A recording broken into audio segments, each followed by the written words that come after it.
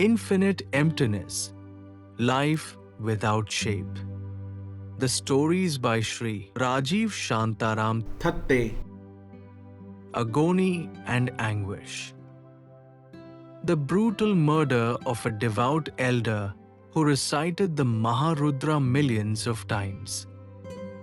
The revered and virtuous Shri Bapu Sahib was a man of great wisdom and righteousness. He had devoted his life to the recitation of the Maharudra, completing it millions of times. He traveled across India, visiting sacred pilgrimage sites, where he would continuously chant the Rudra mantras that he had memorized by heart. His followers regarded him as their guru. His wife, whom he affectionately called Thorli Vahini, the eldest sister-in-law, always accompanied him. Wherever Bapu Sahib stayed, Thorli Vahini would be a significant part of the religious gatherings. Bapu Sahib and Thorli Vahini visited our home regularly, staying with us at least twice a year. Every time they came, a Maharudra ceremony and puja would be conducted. I would invite my parents to partake in the rituals, and their holy presence would bless our humble one-bedroom housing board apartment. The rituals, filled with Sanskrit chants, would last to 2-3 hours. Bapu Sahib, his wife, my parents, fluent in Sanskrit, would recite the Rudra mantras effortlessly. My wife and I, however, lacking knowledge of Sanskrit, would rely on written texts to follow along. Whenever I traveled to Pune for work, I would make it a point to visit Bapu Sahib. In his old ancestral Vada, traditional mansion, he had provided free lodging for 8 to 10 young female students. In today's expensive times, where would these poor girls stay? My wife and I decided to offer the extra rooms in our home to these college students. Our only son had moved abroad for work, leaving us alone in this old Vada. So, I put this idea into action. Bapu Sahib once told me with a smile. I deeply admired this noble initiative.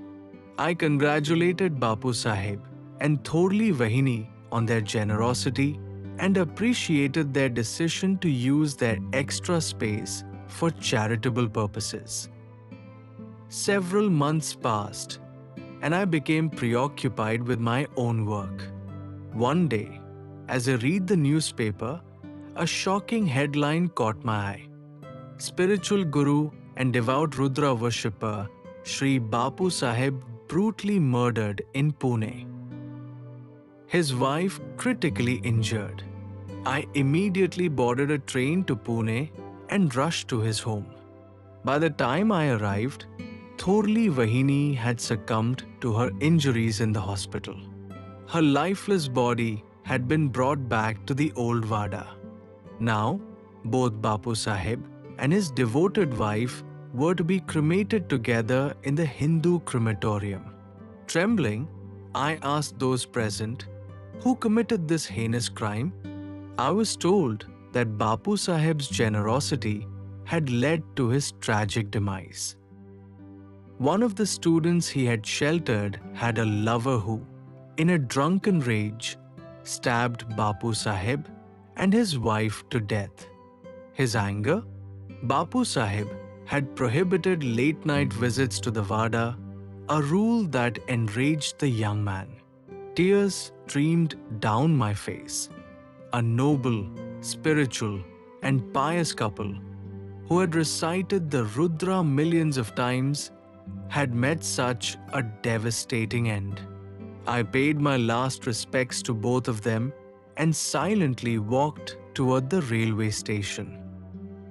I could not bear to witness the cruel fate that had befallen such a righteous pair. The tragic end of a learned Ayurvedic scholar, a brilliant scholar, a master of Ayurveda and an expert in medicinal herbs, this man lived in Girgaon. Though born into a Dalit caste, he carried himself with the dignity and wisdom of a learned Brahman. He was a strict vegetarian and devotedly worshipped Dhanvantari, the deity of Ayurveda, every morning and evening. Despite his Dalit heritage, his wife came from an elite Chitpavan Brahmin family.